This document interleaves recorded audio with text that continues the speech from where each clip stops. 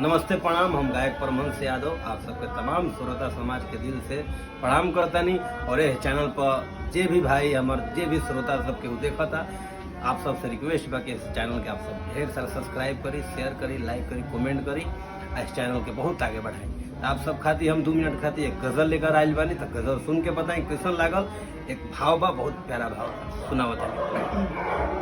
कि तोहरा खानी बहारी अरे के होई, कि तोहरा खानी बहार के होई, तोहरा दिल के सिंगार के होई,